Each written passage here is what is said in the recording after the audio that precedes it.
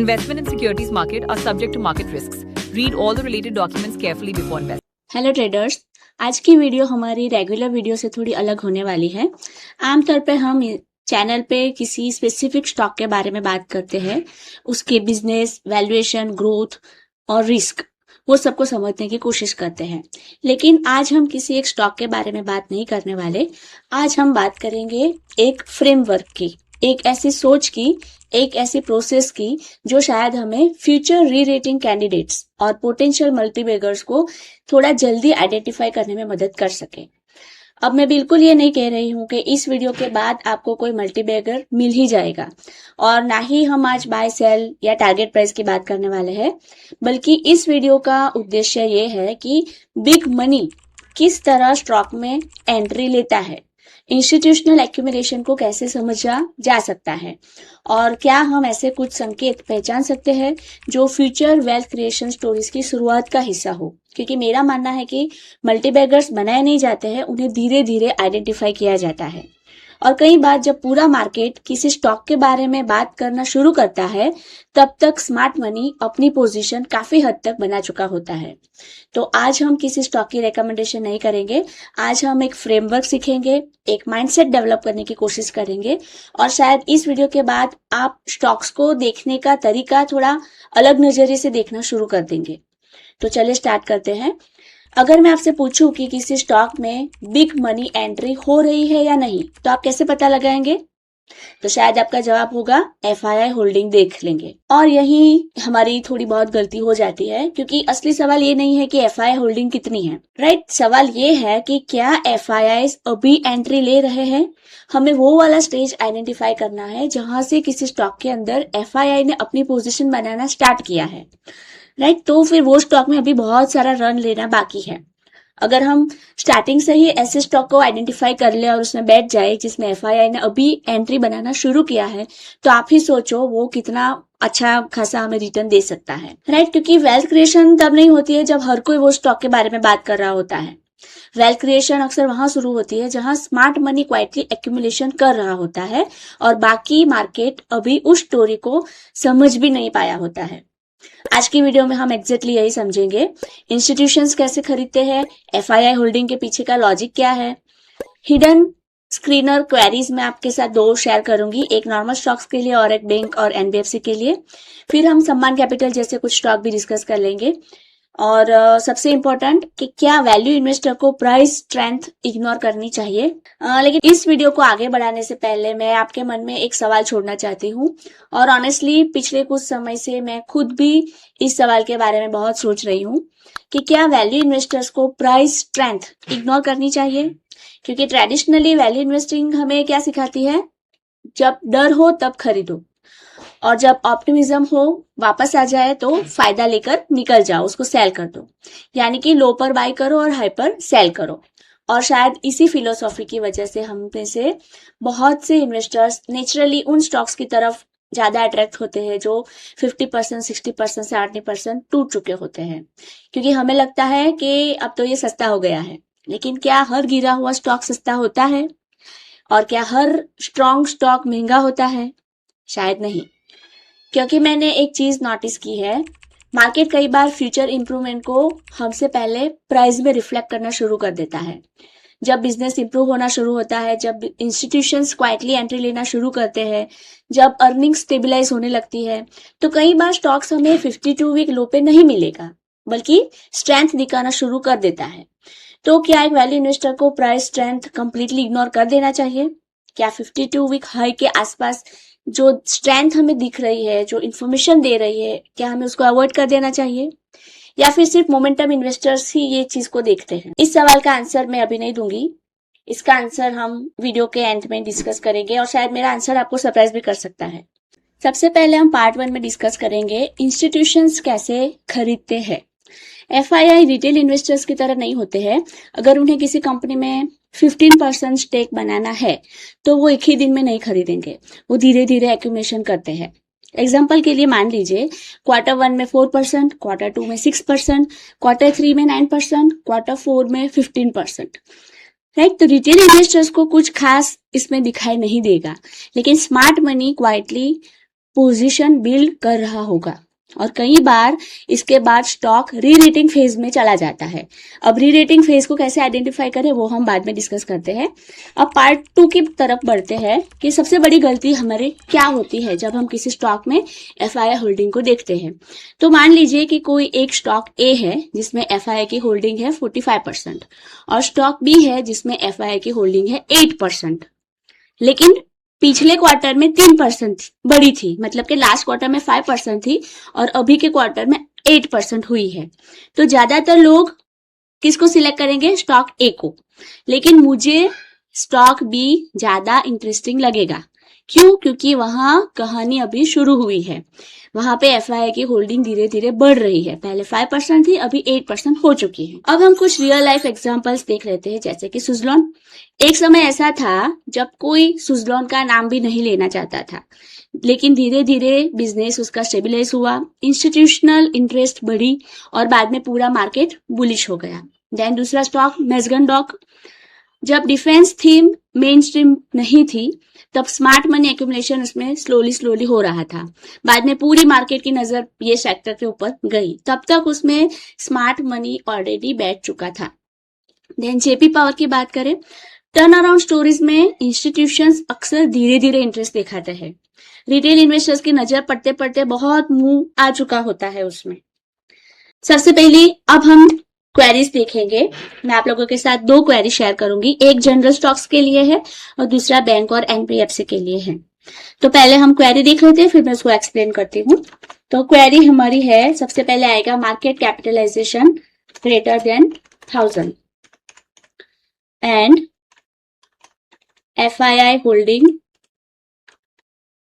Less than 25 and change in FII holding greater than 2 and current price greater than 0.8 into high price. Right अब हम पहले इसको समझ लेते हैं। मार्केट कैपिटलाइजेशन ग्रेटर देन 1000 मतलब कि जो माइक्रो कैप कंपनीज थी वो इसमें से निकल जाएगी, तो थोड़ा सेफर साइड हो जाएगा। एफआईआई होल्डिंग लेस देन 25 मतलब कि स्टोरी अभी शुरुआती फेज में हो सकती है। Change in FII holding greater than 2 इसका मतलब है कि एफआईआई अग्रेसिवली अभी इसमें बाइंग कर रहे हैं, उनकी बाइंग चालू हो गई है, तो हम ये स्क्रीनर से इनिशियल स्टेज में ही उसको पकड़ सकते हैं। Then current price greater than 80% high price, उसका मतलब है कि स्टॉक स्ट्रेंथ दिखा रहा है, अभी उसमें स्ट्रेंथ दिखनी स्टार्ट हो गई है। लेकिन याद रखिए ये बाय सिग्नल नहीं है, ये सिर्फ एक रिसर्च सिग्नल है। राइट अभी हम इसको रन करेंगे तो हमारे सामने कुछ 19 ऐसे कंपनीज आ जाती है जहां पे एफआईआई की होल्डिंग अभी शुरू होना स्टार्ट हो चुकी है। तो देखिए हम देखते हैं पॉलीकैप देखते हैं, हम सिर्फ एफआईआई वाला पोर्शन ही देखेंगे। तो देखिए 13, 12, 11 अभी यहां से इसमें बढ़ना चालू हो गया है। देखो 11 से 13, 14, 18 धीरे धीरे पिछले 3-4 क्वार्टर से इसमें एफआईआई की होल्डिंग बढ़ना चालू हो गई है। और एक देख लेते हैं, कौन सा देखते हैं अभी, नाइप देख लेते हैं। इसमें भी देखिए 7, 4 यहां से पहले थी, बढ़ती थी घटती थी। राइट अभी देखिए यहां से लास्ट 1-2 ईयर से क्या हो रहा है, इसमें 4% से 5% से 8% मतलब कि बढ़ना स्टार्ट हो गई है। और एक कंपनी कोई देख लेते हैं, क्वालिटी फार्मा देख लेते हैं। क्वालिटी फार्मा में हम पोजीशन देखेंगे तो देखो 0.000% थी, 0.50% हुई और अभी 2.79% हो चुकी है। अभी हम सिर्फ और सिर्फ एफआईआई की होल्डिंग के ऊपर ध्यान देंगे। नेक्स्ट वीडियो में हम बाकी की क्या चीजें भी हमें देखनी है वो डिस्कस करेंगे। अभी का ये वीडियो सिर्फ और सिर्फ हमारा एफआईआई होल्डिंग को कैसे ट्रैक करना है और उसके ऊपर से कैसे हम मल्टीप्लिकेटर फाइंड करते हैं उसके ऊपर है। तो आप बाकी सबकी चीजों के ऊपर ध्यान मत दीजिए, सिर्फ और सिर्फ अर्जुन की तरह एफआईआई होल्डिंग वाली लाइन को ही देखिए। राइट एक और हम देख लेते हैं, बजाज कंज्यूमर देख लेते हैं। बजाज कंज्यूमर केयर, इसमें देखो 10%, 10, 9 अभी देखो 9 से डायरेक्ट 16 हो गई है, तो यहाँ पे सडनली एफआईआई का इंटरेस्ट बढ़ रहा है, तो ये फिर हमारी वॉच लिस्ट में आनी चाहिए। एक और देख लेते हैं, श्रीराम प्रॉपर्टीज देख लेते हैं। अब इसमें देखिए 1 से 2, 2 से वापस थोड़ी सी घटी, अब 293.5, 3 का डायरेक्ट 6 हो गया। राइट तो इस तरह से हम नॉर्मल कंपनीज में एफआईआई की होल्डिंग को देख सकते हैं। अब FII बाइंग हमेशा करेक्ट भी नहीं होती है। अगर आपको लगता है कि जहां FII बाइंग दिखे वहां आंखें बंद करके इन्वेस्ट कर देना चाहिए, तो बिल्कुल भी नहीं। FIIs भी गलत हो सकते हैं, जैसे कि हमने अभी करंटली राजेश एक्सपोर्ट में एक्सपीरियंस किया है। उसमें भी भर भर के FII की होल्डिंग थी, राइट। तो इसलिए मैं सिर्फ FII बाइंग देखकर कभी भी इन्वेस्ट नहीं करती। मैं क्या क्या देखती हूँ, अर्निंग ग्रोथ, डेप्ट, promoter holding, management quality, valuation, price action. अब हम एक थोड़ा सा सम्मान कैपिटल का एग्जांपल डिस्कस कर लेते हैं। अगर मैं ट्रेडिशनल फिल्टर जो हम लोगों ने यहाँ पे लगाया है, इसको अगर मैं यूज करूंगी तो सम्मान कैपिटल जैसी इंटरेस्टिंग स्टोरी हमारे स्क्रीनर से बाहर निकल सकती है, और फिर हमारा ध्यान उसके ऊपर जाएगा नहीं। तो बैंक और NBFC को मैन्युफैक्चरिंग कंपनीज की तरह एनालाइज हमें नहीं करना है, उसका फ्रेमवर्क अलग होता है। तो उसमें हम क्या रखेंगे, उसमें हमारा आएगा मार्केट कैपिटलाइजेशन ग्रेटर देन 1000 आएगा, change in FII holding greater then 1 करेंगे हम इधर, राइट। और इसमें एक और क्या आएगा, price to book value, right. Bank और NBFC के लिए क्या आता है, price to book value less than 3 and current price greater than 0.8 into high price. तो ये हमारे बैंक और NBFC के लिए क्वेरी बन गई है।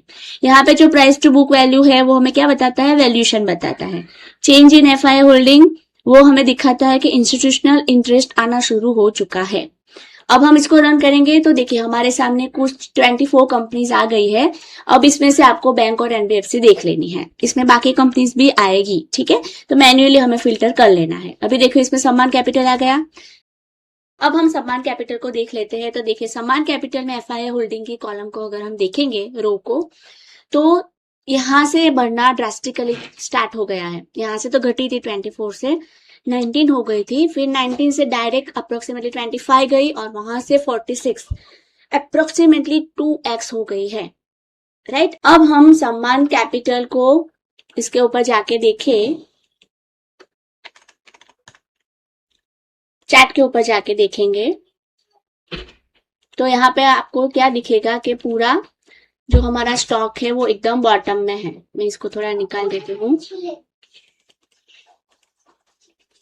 देखो अगर हम इसको हमारी मंथली टाइम फ्रेम के ऊपर लगाए तो स्टॉक हमारा कहाँ पे है, एकदम यहाँ पे है, डाउन। और इसमें FII होल्डिंग कितनी है 50% के आसपास। तो क्या अभी आपको ये टर्न अराउंड नहीं लगेगा, मुझे कमेंट में जरूर बताना। अभी हम आगे चलते हैं। अब हर सेक्टर को हमें एक ही लेंस से नहीं देखना चाहिए। मैन्युफैक्चरिंग कंपनीज के मैट्रिक्स अलग होंगे, IT कंपनीज के अलग, केमिकल कंपनीज के अलग, बैंक और NBFC के बिल्कुल अलग। और यही कारण है कि एक ही क्वेरी हर सेक्टर के लिए काम नहीं करेगी।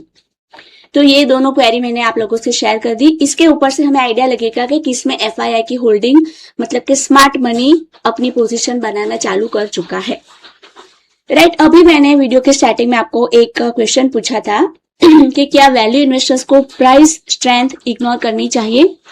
तो अभी कुछ लोग कहेंगे कि डोनिका आप तो वैल्यू इन्वेस्टर है, फिर 52 वीक हाई की बातें क्यों कर रही है। और ये बिल्कुल फेयर क्वेश्चन है। मैं आज भी खुद को वैल्यू इन्वेस्टर ही मानती हूँ, लेकिन मैंने एक चीज सीखी है, चीप स्टॉक और वैल्यू स्टॉक्स दोनों अलग चीजें हैं। मैं प्राइस नहीं खरीदती हूँ, मैं स्ट्रेंथ को नोटिस करती हूँ।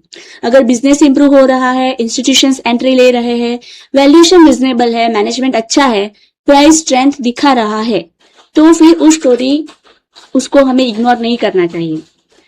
और वैल्यू इन्वेस्टिंग का मतलब 52 वीक लो पर स्टॉक खरीदना नहीं है। वैल्यू इन्वेस्टिंग का मतलब है अच्छे बिजनेस को उसकी इंट्रिंसिक वैल्यू से कम प्राइस पे खरीदना। और कई बार मार्केट स्ट्रेंथ भी इंफॉर्मेशन हमें देती है, राइट। अगर आपको 52 वीक हाई वाला फिल्टर पसंद नहीं आता है तो आप उसको हटा भी सकते हो। तो फिर आपकी क्वेरी क्या बन जाएगी, मैं अगर आपको इसमें दिखाऊं तो ये वाला आप हटा दो, राइट। तो आपकी क्वेरी इतनी बन जाएगी। और ये भी परफेक्टली फाइन है, क्योंकि इन्वेस्टिंग कोई रिलीजन नहीं है, हर इन्वेस्टर का अपना फ्रेमवर्क होता है, राइट। अभी हमने री रेटिंग की बात की थी कि री रेटिंग कैसे हमें पता चलेगी। तो उसके 5 बड़े हमें संकेत मिल सकते हैं, हम उसको पहचान सकते हैं। अगर हमें ये 5 चीजें एक साथ दिख जाए, कौन सी, नंबर 1 FII होल्डिंग बढ़ रही है, नंबर 2 DII होल्डिंग स्टेबल है या तो इंक्रीज हो रही है, नंबर 3 प्रमोटर होल्डिंग घट नहीं रही है, या तो बढ़ रही है या तो स्टेबल है, प्रमोटर अपना स्टेक सेल नहीं कर रहे हैं, अर्निंग इंप्रूव हो रही है, नंबर 4, और नंबर 5 प्राइस स्ट्रेंथ दिखाई दे रही है, प्राइस में हमें स्ट्रेंथ दिख रही है, तो ऐसे फिर जो भी स्टोरीज है वो हमारी वॉच लिस्ट में जरूर आनी चाहिए। अब मैं अगर मेरी पर्सनल प्रोसेस के बारे में आपको बात करूं तो स्टेप बाय स्टेप हम कैसे चल सकते हैं। स्टेप 1 में बिग मनी एंट्री आइडेंटिफाई करो, जो हमने आज के वीडियो में 2 स्क्रीनर क्वेरी देखी, उसके ऊपर से हमें पता चल जाएगा कि बिग मनी कहाँ पे एंट्री ले रहा है, तो उसको आइडेंटिफाई करो। स्टेप नंबर 2 बिजनेस को समझो। Step number 3 management quality check करो। स्टेप नंबर 4 वैल्यूएशन देखो। स्टेप नंबर 5 प्राइस एक्शन देखो, और स्टेप नंबर 6 वॉच लिस्ट में उसको ऐड करो। फिर उसमें अपना थोड़ा थोड़ा स्टेक बढ़ाओ और फिर पेशेंटली वेट करो। तो अब वापस आते हैं उस सवाल पे जो मैंने वीडियो की शुरुआत में पूछा था। हमें किसी भी स्टॉक को सिर्फ इसलिए नहीं बाय करना है क्योंकि एफआईएस खरीद रहे हैं, लेकिन जब हमें उसमें स्मार्ट मनी एक्यूमुलेशन दिख रहा हो, बिजनेस इंप्रूवमेंट हो, वैल्यूएशन रिजनेबल हो, प्राइस ट्रेंड दिख रहा है, तो फिर ऐसे स्टॉक्स वॉच लिस्ट में जरूर आने चाहिए। क्योंकि कई बार फ्यूचर वेल्थ क्रिएशन की शुरुआत वहीं से होती है जहां बाकी लोग अभी देख भी नहीं रहे होते हैं। अभी की अगर रिसेंट एग्जांपल की बात करें तो सम्मान कैपिटल को लोग बहुत गाली देते हैं कि यहाँ से गिर के यहाँ तक आ गया, अभी से कुछ नहीं होने वाला है। लेकिन अभी आप खुद नोटिस करो कि अगर उसमें कुछ नहीं होने वाला होता तो एफआईआई अपनी इतनी स्टेक क्यों बढ़ाते। कुछ तो ऐसी स्टोरीज है इसमें। तो मैं ऐसा नहीं बोल रही हूँ कि हमें सिर्फ एफआईआई की स्टेक देके वो उसमें बाई करके बैठ जाना है। हमें वो उसको फिर मतलब कि हमारी वॉच लिस्ट में वो स्टॉक आ जाना चाहिए, उसके ऊपर हमें रिसर्च करना स्टार्ट कर देना चाहिए। तो अगर ये वीडियो आपको पसंद आती है तो अगली वीडियो में हम बात करेंगे डीआईआई होल्डिंग, प्रमोटर होल्डिंग और शेयर होल्डिंग पैटर्न। ये तीनों को कंबाइन करके हिडन री रेटिंग कैंडिडेट्स को कैसे आइडेंटिफाई किए जा सकते हैं, और शायद वही फ्रेमवर्क फ्यूचर मल्टीबैगर्स तक पहुंचने में हमारी मदद कर सकता है। Thanks for watching.